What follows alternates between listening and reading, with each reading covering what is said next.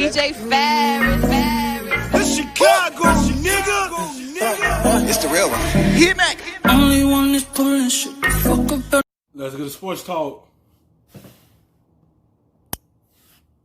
Here's Lamar Jackson from the Complex Load Management podcast admitting that in the divisional round against the Titans, things went wrong for the Ravens because they maybe didn't take their opponent as seriously as they should. We're taking it one game at a time, not peeking ahead. Like, that's what happened in the playoffs, and we ended up losing. So the team people had us favored over, but it's any given Sunday, you can't underestimate no team, no opponent. And that's what we did. So I'm looking forward to finishing the season playing the Browns first. Yeah. Hey, look, it's a hell of a time to learn the lesson. When you go 14-2 in the regular season and you get to the single elimination round and you get caught flat-footed in that first game. But that's one of the things we always talk about. And it used to be about a 50-50 rate that the number one seeds would lose in that first home game in the postseason, the divisional round. They're playing a team that just played the prior weekend. You got a Titans team that knocked off the Patriots. They get a lift from that. They're feeling good about themselves. They got nothing to lose. The Ravens may be tight. Remember that question once they clinched the one seed, what do you do week 17? And they gave Lamar Jackson and other key players the week off, so you had a... And that's what caught up with him. They gave him a week off, and look at the outcome.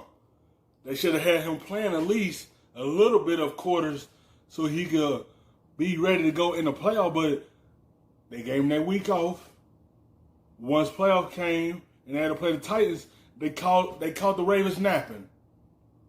They already beat the Patriots, and now they coming into Baltimore with confidence, ready to go. Baltimore wasn't ready to go. They was asleep for majority of the game. By the time they woke up, Titans already had the game locked up. Titans already came in with the chip on their shoulder. They already whooped the Patriots. Now they got the confidence they could beat the Ravens, and they did. They stuck to their game plan against them, was running the football. Baltimore just wasn't ready to go and stop that run. Then they offense didn't get it going till later on.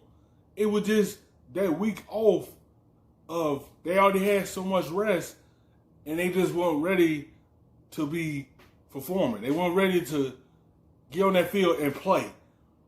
You know, he should have at least played majority of the quarters of the last season so he could be a little warmed up instead of he was rusty. Because you already had that week off. Then you already going to have another week off because you don't want to see, so you have to wait on that team from the wild card. So you basically had already 2 weeks off, a lot of rest, and that's why you was flat-footed coming in. 3-week break between actually... These are all things that need to be filed away and factored in. Now, moving forward, it becomes more important because only one team per conference has that, so there's going to be more focus on those two teams that have that bye week because of the expansion of the playoff field. But valuable lesson that I think coaches need to remember as those one seeds get locked in late December this year. Don't take your foot off the gas. Sometimes it's hard to find the pedal again. Yeah, I think that's the real point, Mike. You're spot on. I mean, New England's taught us that, right? If anybody, I mean, there's a team that's been, king of football for 2 decades, and they never rested their players week 17 when they had a 1 or 2 seed already locked up. So, yeah, first off, I appreciate Lamar Jackson's honesty. I always think that's cool to hear from a football player. You could kind of feel it in that game, watching it, that the energy was not quite the same with the Baltimore Ravens. Oh, yeah, it's Tennessee, great. Oh, 9-7, no big deal. We're Baltimore. We've been stomping everybody. It did seem that way to a degree. And then, Mike, I think your point about the end of the regular season is very real.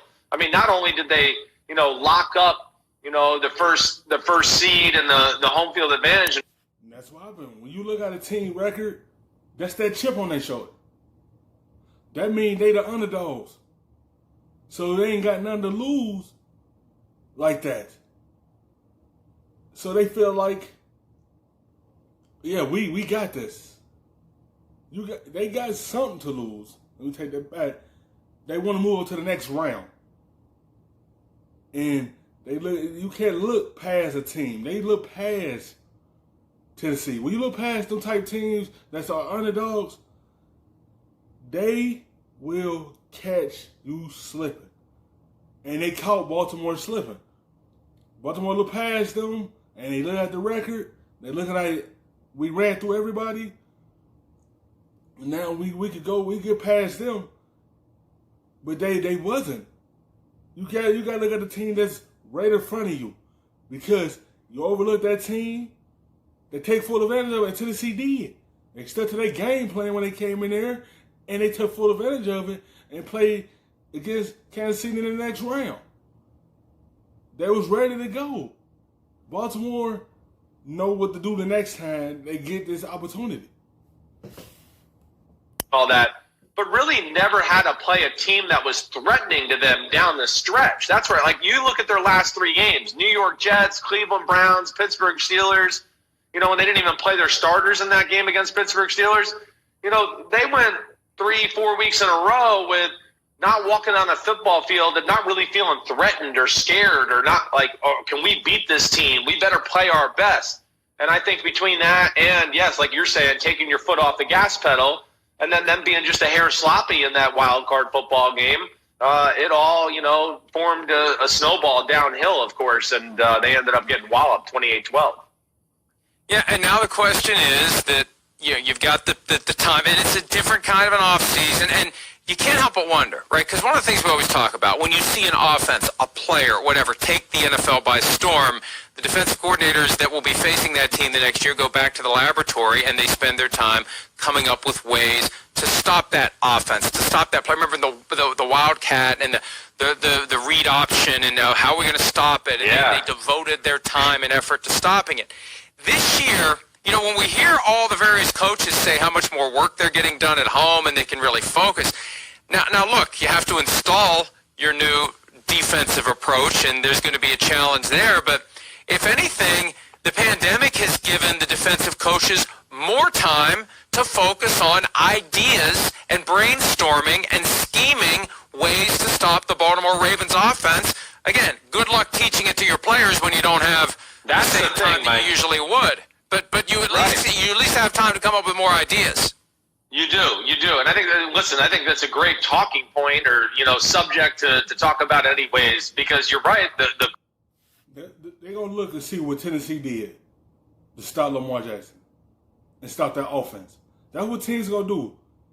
They're gonna try to copycat for the next season and see what they did in that game.